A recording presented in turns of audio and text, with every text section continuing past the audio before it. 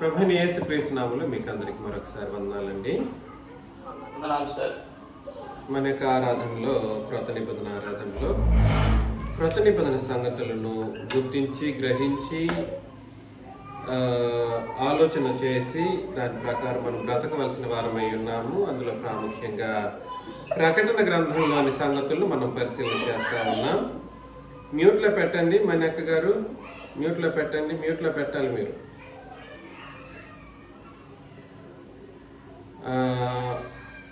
ప్రకటన గ్రంథంలోని సంగతుల్లో మనం చాలా ప్రాముఖ్యమైనటువంటి విషయాలు నేర్చుకుంటూ వస్తూ ఉన్నాం.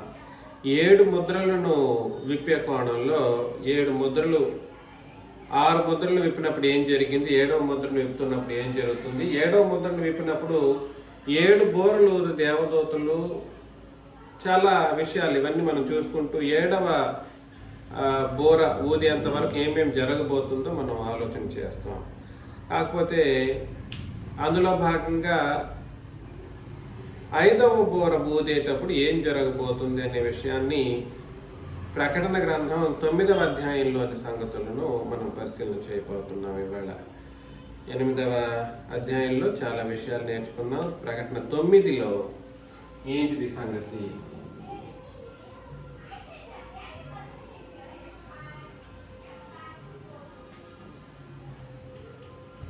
ప్రకటన 9వ అధ్యాయంలో కొంతవరకే ఇవాళ మనం పరిశీలన చేయబోతామండి. అన్నీ కుదరదు. కాకపోతే మీరందరూ చాలా క్షుణ్ణంగా వింటే కానీ ఇది అర్థం కాదు. మొదటి వచనంలో 5వ దూత బోర ఊదినప్పుడు ఆకాశము నుండి భూమి మీద రాలిన ఒక నక్షత్రమును చూచితిని. ఏంటంటే 5వ బోర ఊదినప్పుడు 5వ బోర ఊదితే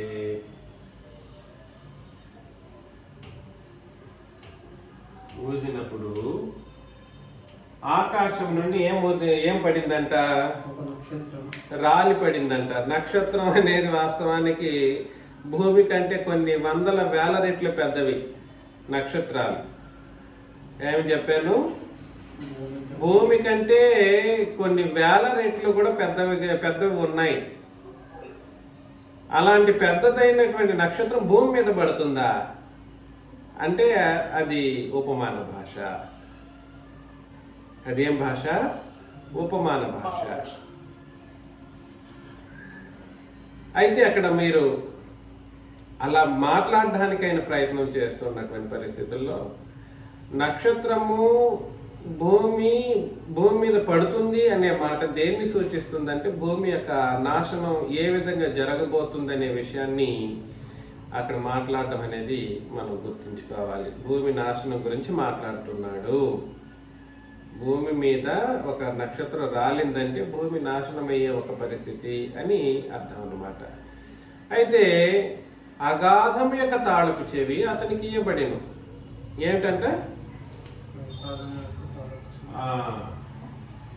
అగాధమును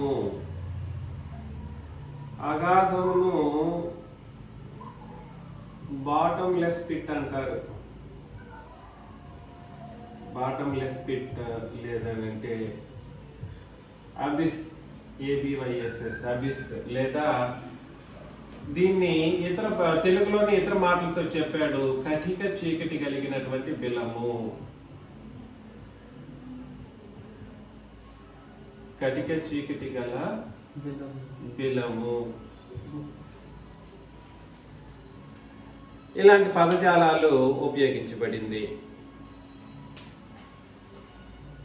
కటిక చీకటి కలిగినటువంటి బిలానికి అగాధము అన్న రెండు ఒకటి, వేరు కాదు. దీనికి మరొక పేరు కూడా ఉంది అగాధానికి. ఏమిటి చెప్పండి? పాతాళము. పాతాళం గుర్తుపెట్టుకోండి. పాతాళము అన్నా, అగాధము అన్నా, తర్వాత కటిక చీకటి కలిగినటువంటి బిలము అన్న ఒకటే. కటిక చీకటి కలిగినటువంటి బిలం. కాకపోతే ఇక్కడ చెప్పబడినటువంటి అగాధం ఈ పాతాళం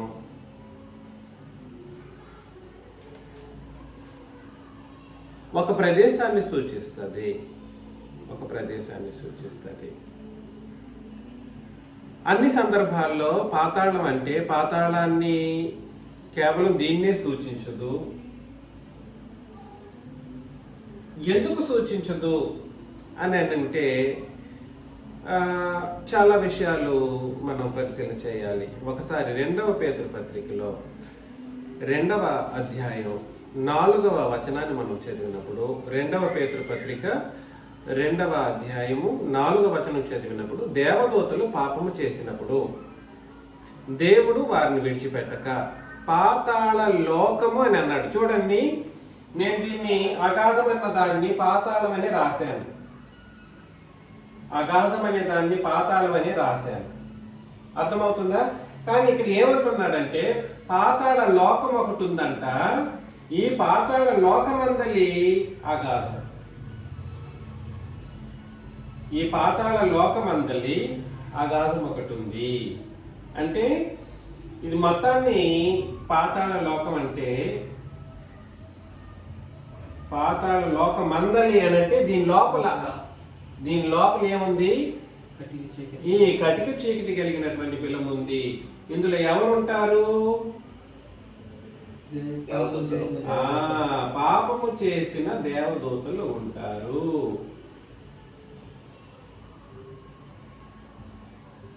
పాపము చేసిన దేవదూతలు ఉంటారు. అయితే ఇందులో ఇంకో 2 భాగాలు ఉన్నాయి. దీన్ని అగాధమని చెప్పొచ్చు, దీని మొత్తాన్ని అగాధం అని కూడా చెప్తారు. దీని మొత్తాన్ని కూడా అగాధం అని అంటారు. ఈ అగాధానికి పాతాళ లోకమనే మొత్తం అగాధానికి, ఈ పాపం చేసిన దేవదూతలు మాత్రమే ఉండే అగాధానికి వ్యత్యాసం ఉంది. పేర్లు ఒకటే ఉపయోగించబడినప్పటికీ చదువుతున్న సందర్భాన్ని బట్టి మనం దాన్ని అర్థం చేసుకోవాలి. ఇక్కడ ప్రాముఖ్యంగా ఈ పాతాళ లోకంలో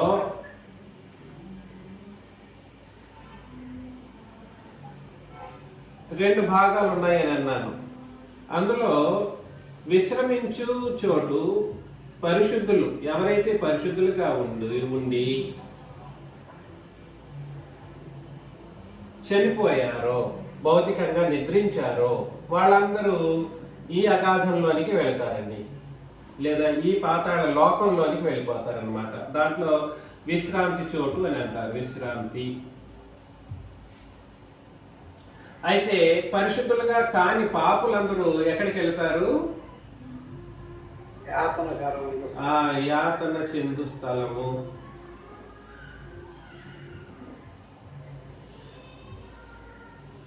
పాపులు ఇది ఇక్కడ ప్రాముఖ్యంగా వీళ్ళ మొత్తానికి ఒకటేసారి తీర్పు జరగదు. తీర్పు ఎవరికి జరుగుతుందంటే ఈ పరిశుద్ధులకు జరుగుతుంది తీర్పు. పరిశుద్ధులకు తీర్పు జరిగేంత వరకు ఈ పాపులందరూ యాతన స్థలంలో యాతన పడుతూ ఉంటారు. వీళ్ళకి తీర్పు లేదు. ఆల్రెడీ వీళ్ళు ఎక్కడున్నారు? నరకప్రాయమైన స్థితిలోనే ఉన్నారు. కాబట్టి వీళ్ళకి ప్రత్యేకమైన తీర్పులు, నువ్వెందుకు వెళ్ళావు, నువ్వెందుకు వెళ్ళలేదని దేవుడు నిర్ణయించి చెప్పాల్సిన అవసరం వాళ్ళకి లేదు. పాపులకి లేదా క్రీస్తు యేసును ఆయన సువార్తకు లోబడని వారికి, దేవునిని ఎరగని వారికి ప్రతిదండన డైరెక్ట్గా వీళ్ళు నరకానికి ఇటు నుంచి ఇటు వెళ్ళిపోతారు. వీళ్ళకి తీర్పు అనేది లేదు. తీర్పు ఎవరికి చెప్పండి? పరిశుద్ధులకి తీర్పు, వీళ్ళకి కూడా తీర్పు. ఎవరికి? అగాధంలో పాపం చేసిన దేవదూతలకు కూడా తీర్పు ఉంది. వీళ్ళకి తీర్పు ఉంది, ఆ తర్వాత పరిశుద్ధులకి తీర్పు ఉంది. తీర్పు లేనిది ఎవరండి? పాపులకు. అందుకని మరొకసారి 2వ అధ్యాయం 4వ వచనం 2వ పేతురులో, దేవదూతలు పాపం చేసినప్పుడు దేవుడు వారిని విడిచిపెట్టక పాతాళ లోకమందలి. చూడండి, పాతాళ లోకంలో ఏముందంట? కటిక చీకటి కలిగిన బిలము, దాన్ని అగాధం అని అంటారనమాట. అందులో తోసివేసి తీర్పుకు కావలిలో ఉంచబడుటకు వారిని అప్పగించెను అని అంటారు. కాబట్టి వీళ్ళకి తీర్పు ఉందా లేదా? ఈ దేవదూతలకి తీర్పు ఉంది. నీతి కలిగినటువంటి న్యాయమైన తీర్పు వీళ్ళకి జరుగుతుంది ఖచ్చితంగా. వీళ్ళకి తీర్పు ఉంది, వీళ్ళకి తీర్పు ఉంది. తీర్పు లేనిది పాపులకు తీర్పు అనేది ఒక అనాలోచనమైనటువంటి మాట. చాలా మంది మీరు చాట్లు చూస్తుంటారు, క్రీస్తు సంఘాల్లో వీళ్ళ ప్రపంచ మతానికి తీర్పు జరుగుతుందని రాసుంటారు. ప్రపంచ మతానికి తీర్పు జరగదు. తీర్పు పరిశుద్ధులకును దేవదూతలకి జరుగుతుంది. ఇది జరిగేంత వరకు వీళ్ళు ఎక్కడ ఉంటారు? యాతన చెందుతూనే ఉంటారు. ఆ తర్వాత ఈ లోకం కూడా పాతాళము లేదా మరణలోకము, ఇది కూడా ఇదే. మరణలోకం అన్నా పాతాళ లోకం అన్నా ఒకటే. దీన్ని తర్వాత మరణాన్ని ప్రతిదాన్ని వీళ్ళకి తీర్పు అయిన తర్వాత నరకంలో పడివేస్తాడనమాట తండ్రి అయిన దేవుడు ప్రభువుని ప్రీతిస్తూ. కాబట్టి ఇక్కడ నేను ఇక్కడ చెప్తున్న మరలా ఇక్కడికి వచ్చేద్దాం. ప్రకటన గ్రంథం 9వ అధ్యాయం 1వ వచనంలోనికి. 5వ దూత బోర ఊదినప్పుడు ఆకాశము నుండి భూమి మీద రాలిన ఒక నక్షత్రమును చూచితిని. అగాధము యొక్క తాళపు చెవి అతనికి ఇయ్యబడెను.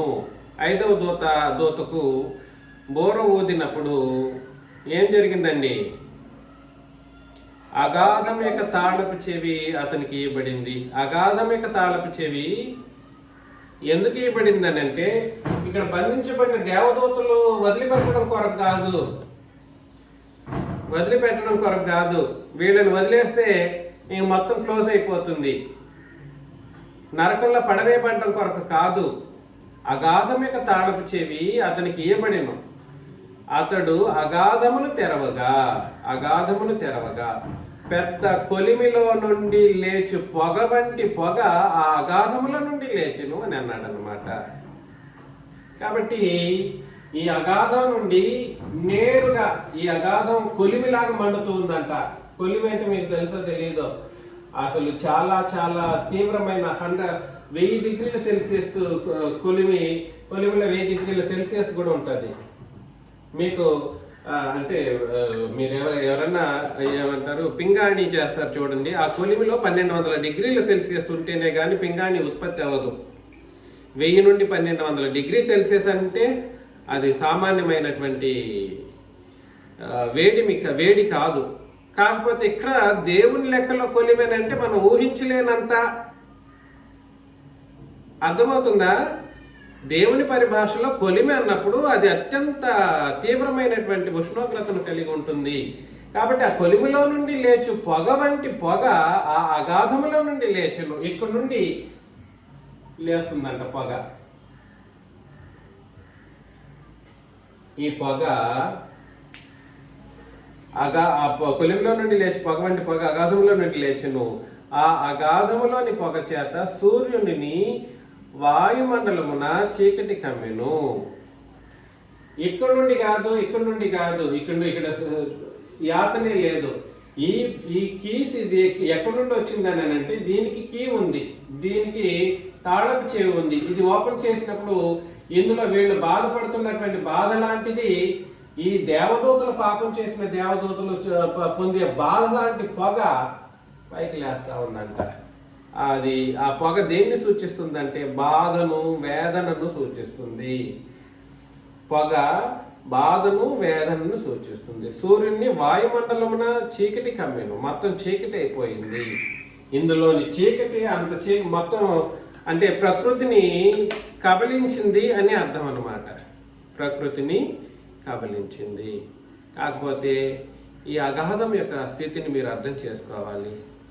నేను ఎందుకు అగాధం అనే మాటను వీళ్ళకే వర్తించేటట్లుగా చెప్పానంటే, దేనికి పాపం చేసిన దేవదూతల నుండే ఎందుకు వచ్చిందని అంటే కొన్ని రెఫరెన్స్లు ఉన్నాయి. అగాధం అంటే కేవలం ఇది మాత్రమే అగాధం కాదు, ఈ పాతాళ లోకం మొత్తాన్ని కూడా అగాధం అని అంటారు. పాతాళ లోకం మొత్తాన్ని కూడా అగాధం అని అంటారు. సందర్భాన్ని బట్టి ఆ అగాధం ఏ అగాధమో మనం గుర్తించాలి. రోమిల్కి రాసిన పత్రిక 10వ అధ్యాయం. రోమిల్కి రాసిన పత్రిక 10వ అధ్యాయం 6 నుండి 8 వచనాలు మనం చదివినప్పుడు, అయితే విశ్వాసమూలమగు నీతి ఇలాగు చెప్పుచున్నది, విశ్వాసమూలమగు నీతి ఇలాగు చెప్పుచున్నది, ఎవడు పరలోకములోనికి ఎక్కిపోవును అనగా క్రీస్తును క్రిందికి తెచ్చుటకు. పరలోకములోనికి ఎవడెక్కిపోతాడు అనగా క్రీస్తును క్రిందికి తెచ్చుటకు ఎవడు పోగలడు? పరలోకానికి ఎక్కితే కానీ ఆయన క్రిందకి రాడంట. అందుకని క్రీస్తును క్రిందకి తెచ్చుటకు ఎవడు పరలోకానికి ఎక్కుతాడు, లేక ఎవడు అగాధములోనికి దిగిపోవును అనగా క్రీస్తును మృతుల్లో నుండి పైకి తెచ్చుటకు అని నీవు నీ హృదయంలో అనుకోవద్దు. నీ హృదయంలో అనుకోవద్దు. అంటే ఆయన ఎక్కడికి దిగాడంట? అగాధములోనికి దిగిపోవును. ఎవడు అగాధములోనికి దిగిపోవును? యేసు ప్రభు ఏ అగాధంలోనికి దిగుంటారు చెప్పండి. ఇందులో నేను చెప్పిన ఈ బొమ్మలో ఏ అగాధంలోనికి దిగి ఉండొచ్చు? దేవదూతలున్న అగాధంలోనికి దిగి ఉంటారా, పాపులున్న అగాధంలోనికి దిగి ఉంటారా, లేదా పరిశుద్ధులుగా ఉన్నటువంటి ఈ అగాధంలోనికి దిగి ఉంటారా? నెమ్మది కలిగినటువంటి ప్రదేశంలోనికి ఆయన దిగి ఉంటారు. కాబట్టి అగాధం అనే మాటను మనం బాగా జాగ్రత్తగా అర్థం చేసుకోవాలి. ఈ అగాధం, ఇక్కడ చెప్పబడినటువంటి అగాధంలో నుండి పొగ లేచిందని అంటే ఈ అగాధం నుండి లేచింది. దేవదూతలు బంధించబడిన అగాధంలో నుండి పొగ లేచింది. యేసు ప్రభు అగాధంలోనికి దిగిపోవును అనగా క్రీస్తును మృతులలో నుండి పైకి తెచ్చుటకు అని ఆ మాట మీరు బాగా అర్థం చేసుకోవాలి. అయితే ఈ అగాధం లేదా పాతాళ లోకం ఎక్కడుందో కూడా గ్రంథం చెప్పేసింది. క్రొత్త నిబంధన చట్టం మనకు హెచ్చరించింది. ఎక్కడుంది? పైకి తెచ్చుటకు, మృతుల్లో నుండి పైకి తెచ్చడం అంటే అర్థం ఏమిటి? యేసు ప్రభు మరణించి సమాధి చేయబడి 3వ రోజు తిరిగి లేచిన తర్వాత పైకి వచ్చాడంట. ఎక్కడికి వచ్చాడు? భూమి మీదకే వచ్చాడు. ఎక్కడికి వచ్చాడు? భూమి మీదకే వచ్చాడు. ఆ తర్వాత పైకి వెళ్ళాడు మరలా పరలోకానికి. అంటే ఇక్కడ 3 లోకాల సంగతి, 3 లోకాలకు సంబంధించిన విషయాలు మాట్లాడడం అనేది మనం గుర్తించాల్సిన అవసరం ఉంది. ఈ అగాధం అన్నది లేదా పాతాళ లోకం అన్నది మొత్తం సెటప్ ఎక్కడుందని అంటే భూమి క్రింద ఉంది. భూమి క్రింద అంటే భూమి లోపల కాదు, భూమికి క్రింద. ఎక్కడుంది? ఎఫెసీ పత్రిక 4వ అధ్యాయం. ఎఫెసీ 4వ అధ్యాయం 7 నుండి 10 వచనాలు మనం చదివినప్పుడు, అయితే మనలో ప్రతి వానికి క్రీస్తు అనుగ్రహించు వరము యొక్క పరిమాణం చొప్పున కృప ఇయ్యబడెను. అందుచేత ఆయన ఆరోహణమైనప్పుడు చెరగా పట్టుకొని పోయి మనుషులకు ఈవులను అనుగ్రహించినని చెప్పబడి ఉన్నది. ఆరోహణమైనప్పుడు అంటే భూమి క్రిందికి ఆరోహణమైనగా ఆయన భూమి యొక్క క్రింది భాగములకు దిగినని అర్థమిచ్చుచున్నది కదా. భూమి యొక్క క్రింది భాగములు, భూమి యొక్క అని అన్నప్పుడు దీన్ని మీరు అపార్థం చేసుకోకూడదు. భూమిలోనే అని అనుకుంటే తప్పు అవుతుంది. భూమి యొక్క క్రింది భాగం అంటే భూమి తర్వాత అని మీరు దాన్ని సులభంగా అర్థం చేసుకోవాలి. అక్కడ కొంచెం అలా రాశాడు. ఎందుకనంటే భూమికి క్రింద ఉన్నవారు అనే మాట మనం చదువుతాం. ఎక్కడ? మరొకసారి అక్కడ 9. ఆరోహణమైనగా ఆయన భూమి యొక్క క్రింది భాగంలోకి దిగినని అర్థమిచ్చుచున్నది కదా. దిగినవాడు తానే సమస్తమును నింపునట్లు. ఎలాగా? దిగినవాడు ఎవరు? యేసు ప్రభు. తానే సమస్తమును నింపునట్లు ఆకాశ మండలములన్నిటికంటే మరీ పైకి ఆరోహణమైన వాడునై ఉన్నాడు. ఫిలిప్పి 2:9-10లో కూడా, ఫిలిప్పి పత్రిక 2వ అధ్యాయం 9-10 మనం చదివితే, అందుచేతను పరలోకమందున్న వారిలో కానీ, భూమి మీద ఉన్న వారిలో కానీ, భూమి క్రింద ఉన్న వారిలో కానీ, భూమి క్రింద ఉన్నారా లేరా? భూమి క్రింద మనుషులు ఉన్నారా లేరా? ఉన్నారు. భూమి క్రింద ఎక్కడున్నారు? అక్కడ భూమి క్రింద ఉన్న వాళ్ళంటే ప్రపంచంలో ఈ పాతాళ లోకం మొత్తంలో ఉన్న వాళ్ళ గురించి కాదు మాట్లాడుతున్నది. భూమి క్రింద పరిశుద్ధులు అని చెప్పబడిన వాళ్ళ గురించి మాట్లాడుతూ ఉన్నాడు. భూమి క్రింద ఎవరున్నారు? భూమి క్రింద ఉన్న వారిలో గాని ప్రతి వాని మోకాలును యేసునామమున వంగునట్లు. వీళ్ళే వంగుతారు. వీళ్ళు వంగరు, ఎందుకంటే వీళ్ళు పాపులు. వీళ్ళు వంగినా లాభం లేదు. ప్రార్థన అనుకుంటూ ప్రభువైన యేసుక్రీస్తు యొక్క మరురూపం ఏమిటి ఇవాళ? సంఘము. యేసుక్రీస్తు యొక్క మరురూపం సంఘం. సంఘంలో ఉన్న వాళ్ళని హింసించి నువ్వు ఎన్ని ప్రార్థనలు మోకరించి ప్రార్థన చేసినా అది అంగీకరించబడదు. సంఘంలో ఉన్న వాళ్ళని నువ్వు దుఃఖపెట్టి, సంఘంలో ఉన్న వాళ్ళని అపవిత్రత ఆలోచనలతో నువ్వు బ్రతికి, నువ్వు ఎన్ని ప్రార్థనలు చేయి, ఎన్ని గంటలకు లేచి ప్రార్థన చేయి, ఎన్ని గంటల ప్రార్థన అయినా దేవుడు అంగీకరించడు. కాకపోతే యేసు ప్రభు అంట ఆరోహణమైనాడు అని అన్నప్పుడు ఆయన భూమి యొక్క క్రింది భాగములకు వెళ్ళాను. భూమి యొక్క క్రింది భాగములు అంటే భూమిలోని భాగములు కాదు. మరి దాని అర్థం ఏమిటి? భూమి క్రింద ఉన్న వారిలో ఎక్కడికి వెళ్ళాడు అనమాట యేసు ప్రభు. ఎక్కడికి వెళ్ళాడు? పరిశుద్ధులు ఎక్కడైతే నెమ్మది పొందుతూ ఉంటారో ఆ ప్రదేశానికి, విశ్రాంతి కలిగిన ప్రదేశానికి ఆయన వెళ్ళారనమాట. ఆయన వెళ్ళి మరలా ఆరోహణం అయిపోయేసి ఎంత దూరం వెళ్ళాడు? భూమి మీదకి వచ్చి భూమి నుండి తిరిగి ఆరోహణమై పరలోకానికి వెళ్ళాడు అనమాట యేసు ప్రభు. అందుకని నేనేం చెప్పడానికి ప్రయత్నం చేస్తున్నానంటే, ఇక్కడ మనం ప్రకటన గ్రంథం 9వ అధ్యాయంలో చదువుతున్నటువంటి అగాధమైనటువంటి పదజాలం, బాటమ్లెస్ పిట్ అంటే దానికి కిందకి వెళ్ళిపోతే ఒక గేట్ ఉంటుంది, కానీ ఎంతవరకు వెళ్తుందో అది తెలియదు. ఇన్ఫినిటివ్ అన్నమాట. దానికి ఒకసారి గేట్కి లోపల వెళ్ళిపోయారనుకోండి దేవదూతలు, మరలా అది దాని యొక్క ముగింపు లేదన్నమాట. అట్లాంటి ఒక లోకం ఈ కటికి చీకటి కలిగినటువంటి బిలం అనే లోకం.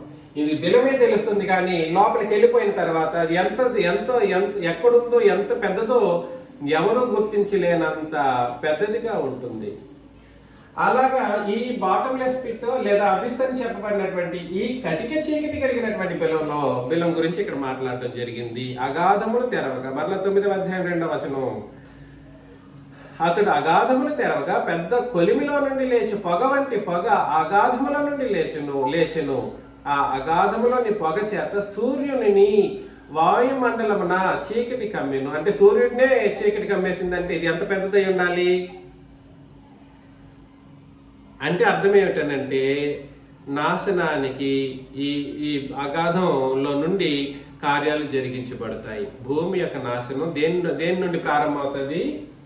అన్ని కోణాల్లో దేవదూతలు 4 కోణాల్లో నిలబడ్డారు, 4 ప్రదేశాల్లో నిలబడ్డారు.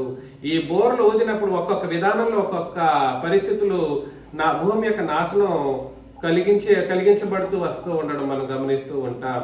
అదే విధంగా ఇక్కడ నుండి కూడా ఈ దేవదూతలు పడే యాతనకరమైన పరిస్థితి ఎవరికి వస్తుంది అని అంటే భూమి మీదకి వస్తుంది. కాకపోతే ఒక విషయం ఏమిటంటే ఆ పొగలో నుండి కొన్ని మిడతలు వస్తాయంట. 3వ వచనంలో ఏమొస్తాయి? ఆ పొగలో నుండి మిడతలు భూమి మీదకి వచ్చెను. భూమిలో ఉండి తేళ్లకు బలమున్నట్టు వాటికి బలం. మిడతలు మీకు తెలుసు కదండి, మిడతలు వస్తాయంట. ఇందులో ఈ పొగల నుండి ఏమొస్తాయి? మిడతలు వస్తాయి. మిడతలు మీకు తెలుసా ఎలా ఉంటాయి? అవి ఇలా ఉంటాయి, ఇట్లా రంపాల్లాగా ఉంటాయి. ఈ మిడతలు ఏం చేస్తాయంటే, ఈ మిడతలని అభివర్ణించాడు. మిడతల్ని ఈ అధ్యాయంలోనే అభివర్ణించాడు. మిడతలు భూమి మీదకి వచ్చాయి. ఎక్కడికి వచ్చాయి? భూమి మీదకి వచ్చాయి.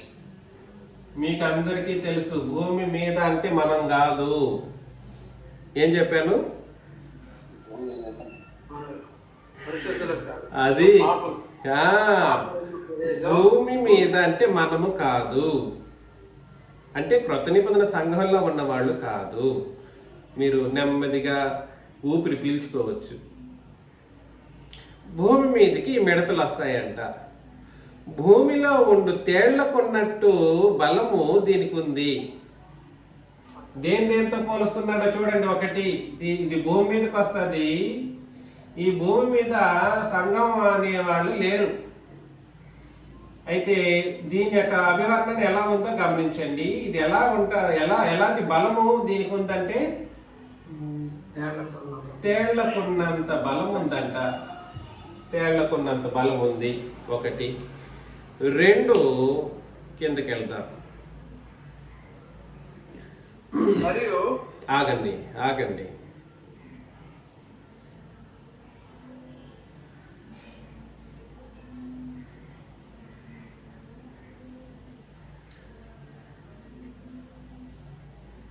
7వ వచనం నుండి చదవండి.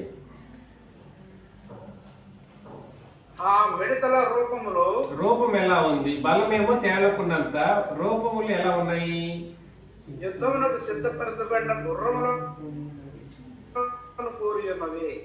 గుర్రములాగా ఉన్నాయంట. యుద్ధానికి రెడీగా ఉన్నటువంటి గుర్రాల్లాగా కనబడుతున్నాయంట. బంగారం వలె మెరయి కిరీటములన్నిటినీ వాటి తలల మీద ఉండెను. వాటికి ఏమున్నాయి? కిరీటాలు ఉన్నాయి. కిరీటాలు ఉన్నాయి. తర్వాత వాటి ముఖములు మనుష్య ముఖములు వంటివి. ఎలా ఉన్నాయి మొహాలు చూస్తే? మనిషి యొక్క ముఖములు. మనుషుల ముఖాలు కలిగి ఉన్నాయంట. అంటే ముక్కు, నాలుక, చెవి, కళ్ళు ఇవి కనబడుతున్నాయి. స్త్రీల తల వెంట్రుకలు వంటి వెంట్రుకలు వాటికి ఉండెను. స్త్రీలకున్నంత వెంట్రుకలు వీళ్ళకున్నాయంట. స్త్రీలకున్న తల వెంట్రుకలు లాగా వీటికి ఉన్నాయి. వాటి పండ్లు సింహపు కోరల వలె ఉండెను. అయ్యో, పండ్లు ఎలా ఉన్నాయి? సింహపు కోరల వలె. అంటే అర్థం ఏమిటి? మొహం మనిషిలాగా కనబడిన పండ్లు ఎలా ఉన్నాయంట? సింహపు కోరలు, 2 కోరలు ఇట్లా దిగి ఉన్నాయంట. అంటే ఎంత వికారముగా, ఎంత దారుణంగా ఉన్నాయో చూడండి. తిరిగి దానికి ఏంటి తేలుకు ఉన్నంత తేలుకు ఉంది చూడండి తోక. ఆ తోకలు ఏముంటది? కొండెం. అది దాంట్లో ఏముంటది? విషం ఉంటది. చదవండి. ఇనుప మైమరుపులు వంటి మైమరుపులు వాటికి ఉండెను. అబ్బా, అదంతా రాయాలి. ఇనుప మైమరుపు. ఇంకో మాట కూడా అది రాద్దాం.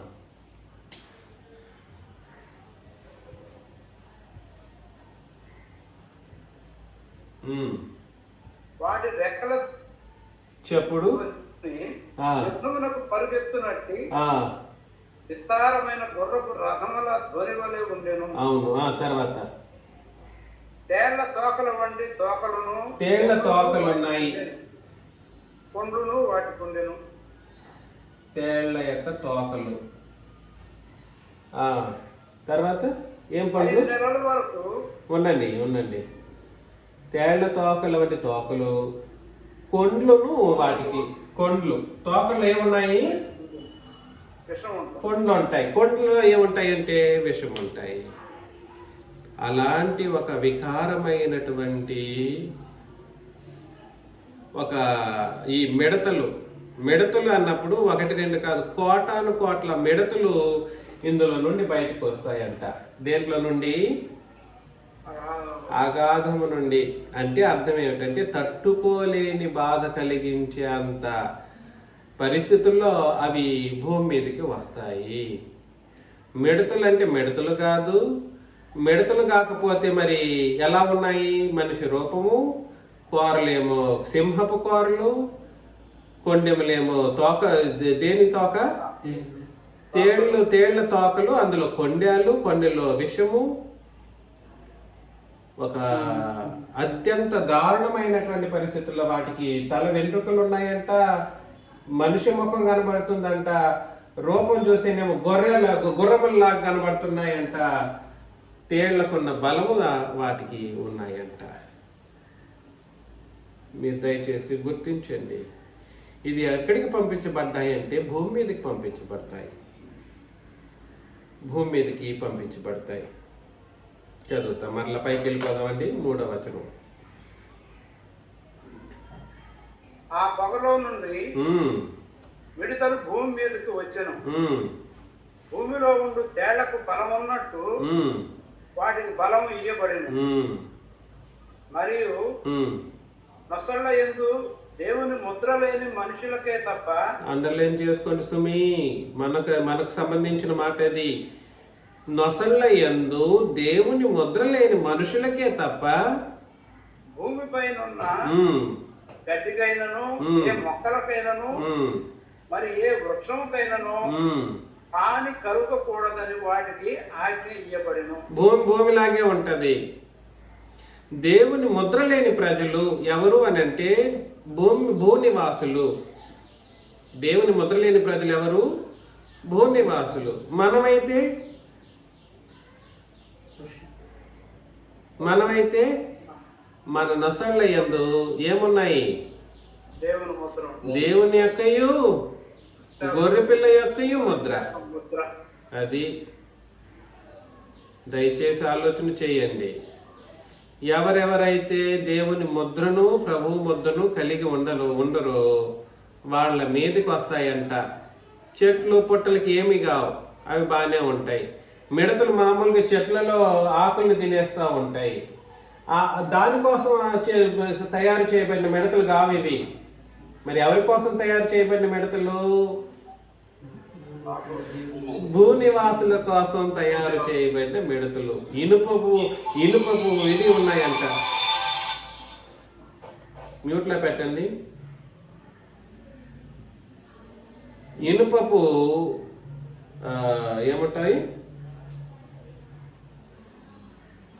ఇనుపపు మైమార్పులు ఉంటాయి, తేళ్లకున్న కొండేలు ఉంటాయి. తర్వాత రూపం చూస్తేనేమో గుర్రాల్లాగా కనబడుతున్నాయి, మొహం చూస్తేనేమో మనిషిలాగా కనబడుతూ ఉన్నాయి. మనిషే అనుకుంటే కాదు, పనులు చూస్తేనేమో సింహపు కోరలు ఉన్నాయి. అంటే అన్ని విధాలుగా నాశనం చేయదగినటువంటి ఆయుధం లాంటిది ఇది. చంపితే చనిపోయేవి కావు, పళ్ళుతో కొరుకగలవు, తర్వాత కొండేలతో పొడవగలవు. అత్యంత వికారమైనటువంటి రూపం కలిగి భూమి మీద పాపులను నాశనం చేసే పరిస్థితి. నాశనం చేస్తే వాళ్ళు నాశనం అవరంట. మరలా ఏం చేస్తాయి? ఏం చెప్పాను చెప్పండి? చెట్లు పుట్టలకి, భూమి మీద గడ్డికి, మొక్కలకు, వృక్షాలకు ఏమీ కావు, హాని కావు, అవి బాగానే ఉంటాయి. అదేవిధంగా సంఘంలో అంటే క్రొత్త నిబంధన సంఘంలో క్రొత్త నిబంధనను బట్టి బ్రతికి దేవుని యొక్కయు క్రీస్తు యొక్కయు ముద్రను వేసుకున్నటువంటి మనుషులకు ఏమీ కావు. మరి ఎవరికి ఇది నాశనం కలుగజేస్తాయి అని అంటే భూమి మీద ఉన్న వాళ్ళకి, భూనివాసులకు. ఇప్పటికైనా గుర్తించండి, ముద్ర వేసుకోవడం అత్యంత ప్రామాణికం. మరొకసారి ముద్ర గురించి చెప్పాను గతంలో కూడా, ఒకసారి ఆలోచన చేద్దాం. 14వ అధ్యాయం ప్రకటన గ్రంథం 1వ వచనం చదువుతాం. ప్రకటన గ్రంథం 14:1. మరియు నేను చూడగా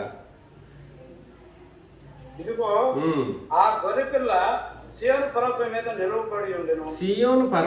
నిలువబడి ఉండెను. ఆయన నామమును అంటే గొర్రెపిల్ల నామమును, ఆయన తండ్రి నామమును నొసళ్ళ యందు లిఖింపబడి ఉన్న 144,000 మంది ఆయనతో కూడా ఉండిరి. కాబట్టి 144,000 మంది ఇక్కడ చెప్పబడినటువంటి వాళ్ళు సంఘంలోని వాళ్ళు. వీళ్ళు కూడా 144,000 మంది. ఎందుకు వీళ్ళకి ఎవరెవరి నామాలు నొసళ్ళ యందు ఉన్నాయి? ఎవరెవరి తండ్రి యొక్క నామం, ఇరువురి యొక్క నామము నొసళ్ళ యందు ఉన్నాయి. మరొకసారి ఇక్కడ వచ్చి 4వ వచనం చదవండి. మరలా 9వ అధ్యాయం 4వ వచనం చదవండి. మరియు నొసళ్ళ యందు దేవుని ముద్ర లేని ఇక్కడ చూడండి, నేను ఇది ఒక ఫోటో పూర్తి చేసి రాయాలి.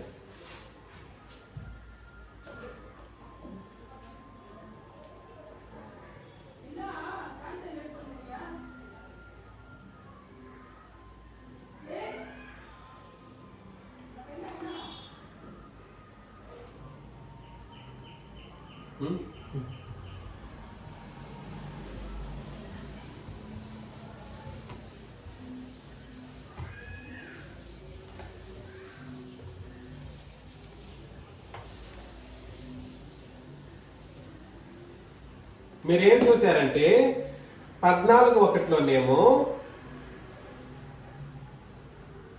నొసళ్ళ యందు ఏమున్నాయి అని అంటే గొర్రెపిల్ల యొక్క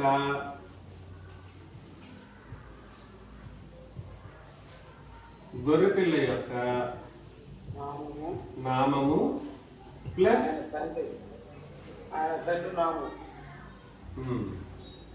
నొసళ్ళ మీద ఏమున్నాయంటే తండ్రి యొక్కయు ఏందో తండ్రి ప్లస్ గొర్రెపిల్ల యొక్క నామములు ఏం చేయబడి ఉన్నాయి?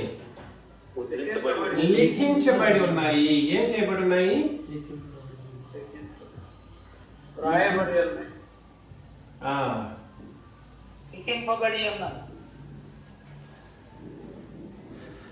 ఈ నామం అనేది ఏమిటో కాదు, ముద్ర.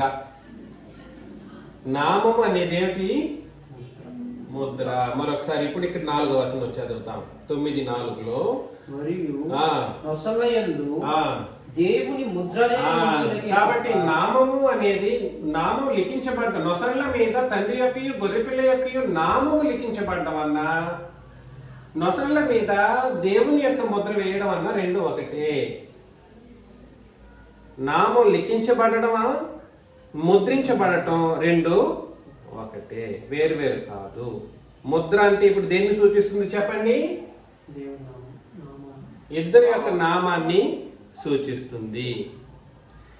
సంఘములో ఉన్న వాళ్ళ యొక్క ఐడెంటిటీ ఎవరో కాదు, దేవుడు ప్రభువు. వారి యొక్క మిమ్మల్ని మీ మొహాలను చూసినప్పుడు, మీ ముఖాలను నొసళ్ళను చూసినప్పుడు ఇద్దరు పేర్లు కనబడాలి. ఎవరెవరి పేర్లు? తండ్రి యొక్కయు క్రీస్తు యొక్కయు నామం కనబడుతుంది అన్నమాట.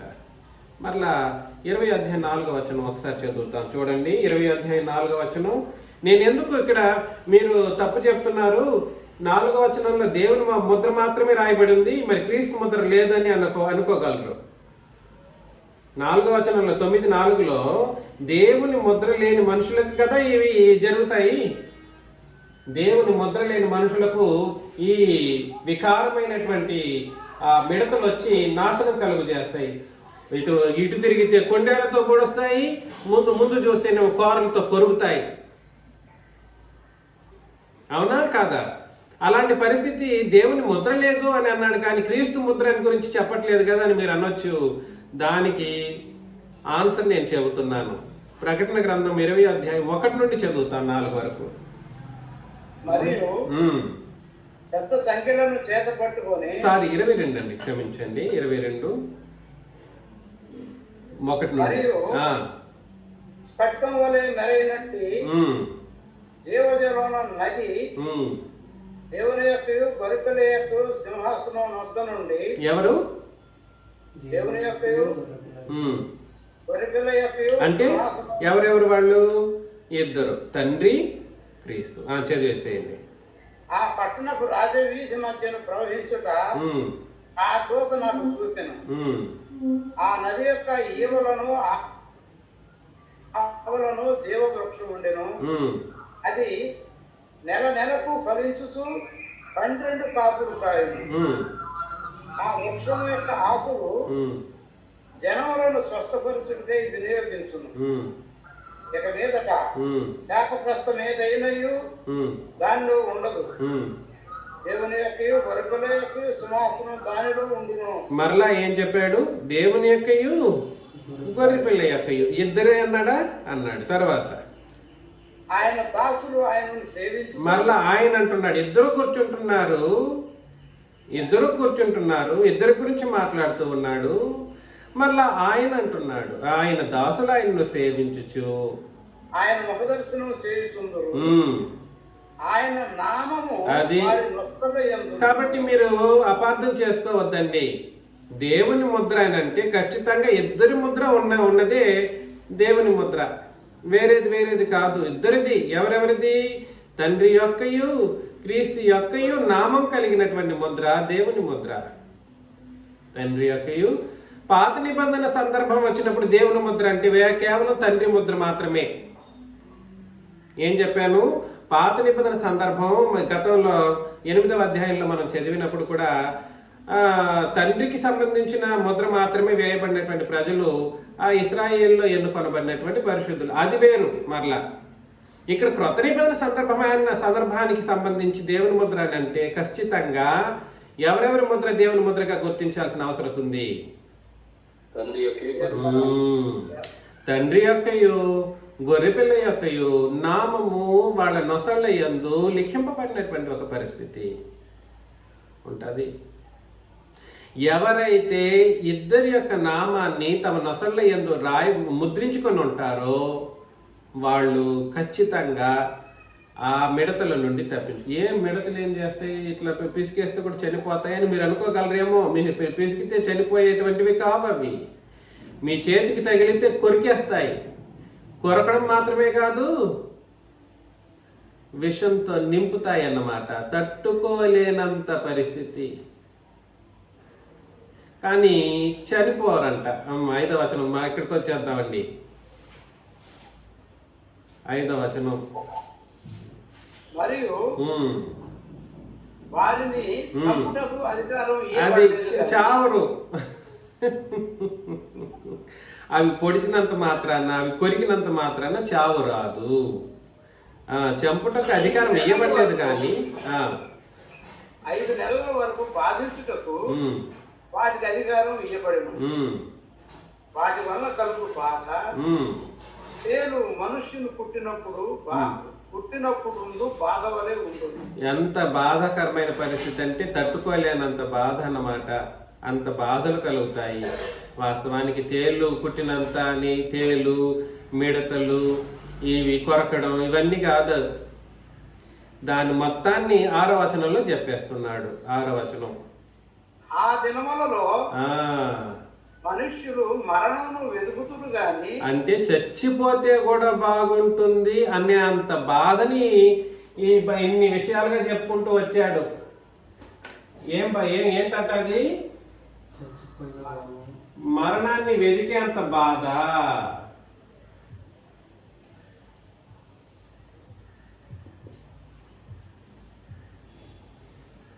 మరణాన్ని వెతికే అంత బాధను వివరించడం కొరకు ఆ మిడతలు అనే ఒక ఉపమాన భాషను ఉపయోగించాడు. మిడతలు అంటే మిడతలు రావు. మిడతలు అనే రూపాన్ని నువ్వు చంపలేవు. మిడతలు అనే రూపాన్ని నీకు అంటే సంఘంలో ఉన్న వాళ్ళ గురించి కాదు ఇక్కడ చెబుతున్నది. లోకంలో ఉన్న మనుషులకు అలాంటి ఒక పరిస్థితి రాబోతుంది. సంఘంలో ఉంటే తప్పించుకుంటారు సుమి. సంఘాన్ని విడిచి వెళ్ళిన వాళ్ళ మీద కూడా ఇది వస్తుంది. అంటే మరణము నేను చనిపోతే బాగుంటుంది, తట్టుకోలేకపోతున్నాను అని చావును వెతికిన వాళ్ళు ఏమవరంట?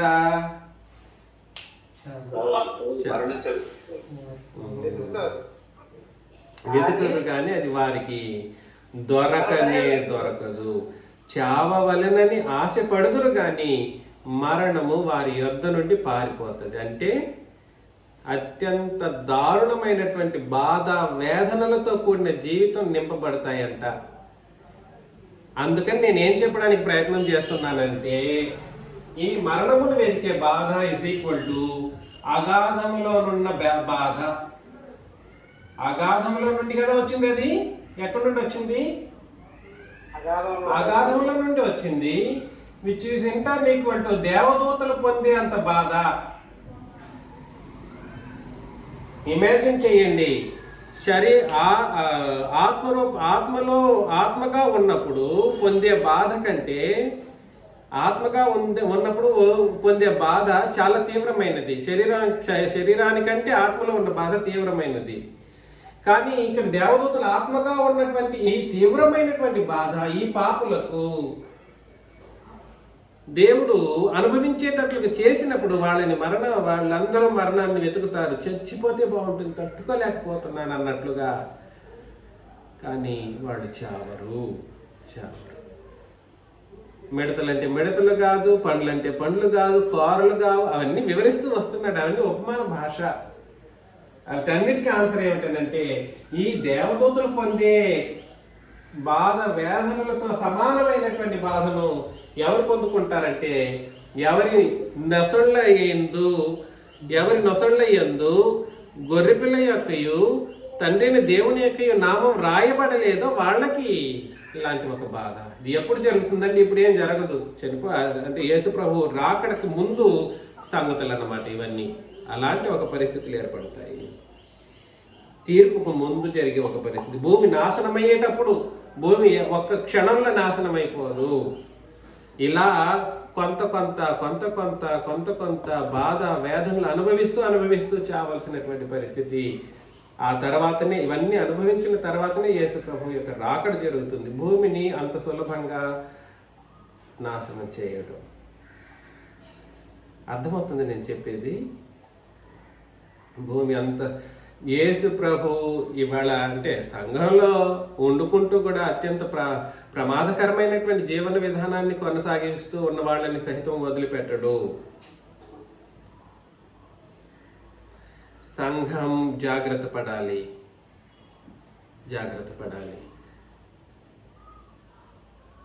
ఇప్పుడు మనం చదువుతాం మరొకసారి 6వ వచనం. ఆ దినముల్లో మనుషులు మరణమును వెతుకుదురు కానీ అది వారికి దొరకదు. చావ వల్లనే ఆశపడతారు, ఏదో చేస్తే బాగుంటుందని దుఃఖపడుతూ ఉంటారు. కానీ వాళ్ళకి మరణం వారి యొద్ద నుండి పారిపోతుంది. ఆ మిడతల రూపములు యుద్ధములకు సిద్ధపరిచిన గుర్రములను పోలినవి, బంగారము వలె మరి కిరీటముల వంటివి వాటి తలల మీద ఉండెను.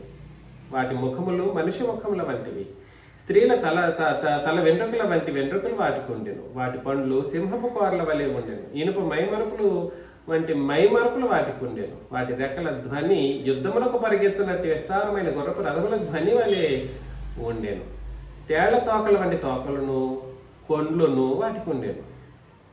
5 నెలల వరకు వాటి తోకల చేత మనుషులకు హాని చేయుటకు వాటికి అధికారం ఉండెను. 5 నెలలంట. 5 నెలలంటే ఆయన లెక్కలో 5 నెలలు. 5 నెలలంటే 5 నెలలు కాదు. మరి ఎన్ని సంవత్సరాల్లో నేను చెప్పలేను, నాకు తెలియదు. కాబట్టి భూమి హఠాత్తుగా చంపేసేసి ఈ పాపల్ని సులభంగా వదిలేస్తారనుకుంటున్నారా? భూప్రపంచం మొత్తం పాపంతో నిండి ఉంది సుమి. యేసు ప్రభు ఇంకెన్ని సంవత్సరాల తర్వాత రాబోతారని నాకు తెలియదు.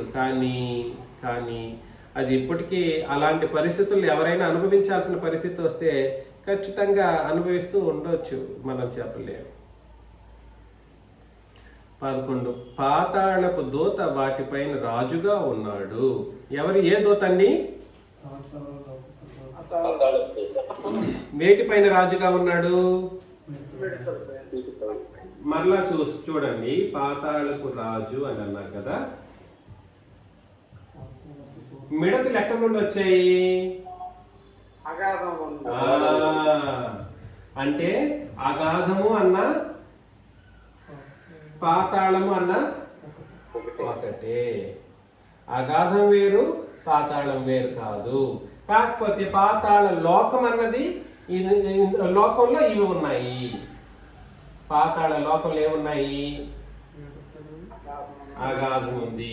ఆ అగాధానికి ఒక రాజు ఉన్నాడు. ఒక దూత ఉన్నాడు. వాడి దగ్గర అగాధపు తాళపు చెవి ఉంది. అగాధపు తాళపు చెవి ఏది చెప్పండి? క్రొత్త నిబంధనే. ధర్మశాస్త్రం క్రొత్త నిబంధన. క్రొత్త నిబంధన. ఎవరెవరైతే క్రొత్త నిబంధన ప్రకారం బ్రతకరో, దేవదూతలు ఎలా పాపం చేస్తారు? క్రొత్త నిబంధనను పాటించకపోయినందుకు దేవదూతలు పాపం చేసిన వాళ్ళగా ఎంచబడతారు. అది అది అందుకని అగాధపు తాళపు చెవి అనగా ఏమిటి? క్రొత్త నిబంధనే. క్రొత్త నిబంధన. ఆ పాతాళపు దూత వాటిపైన రాజుగా ఉన్నాడు. హెబ్రీ భాషలో వానికి అబద్దోన్ అని పేరు. గ్రీసు దేశపు భాషలో వాని పేరు అపోల్లియోను. అంటే నాశనపు దూత అని అర్థం అన్నమాట. మొత్తానికి కలిపి ఏం దూత? నాశనపు దూత. వాడు నాశనం చేస్తాడు. అప్పటి వరకు వీళ్ళని నాశనం, అగాధంలో ఉన్న వాళ్ళని నాశనం చేశాడు. యేసు ప్రభు రాకడకు మునుపు జరిగే పరిణామం ఉంటుంది, అది అత్యంత దారుణంగా ఉంటుందంట. ఏ రాజు తప్పించుకోలేడు. తప్పించగలిగింది ఒకటే ఒకటి, నిబంధన మాత్రమే. అందులో మొదటి శ్రమ గతించును, ఇదిగో మరీ 2 శ్రమలు ఇటు తర్వాత వచ్చునని అన్నాడు. ఇది 5 నెలలు అన్నాడు. 5 నెలల మొదటి సమయం అంతే. అది దానివల్లనే చాలా మంది చచ్చిపోయే అంత శ్రమలు అనుభవిస్తారన్నమాట. చచ్చితే బాగుంటుంది అన్నంత శ్రమలు. మరి 2 శ్రమలు ఆ తర్వాత వచ్చును అని చెప్పాడనమాట. మిగిలిన సంగతులు మనం తర్వాత వారం ఆలోచించేద్దాం. మీకు అందరికీ క్రీస్తు యేసు నామములో వందనాలు.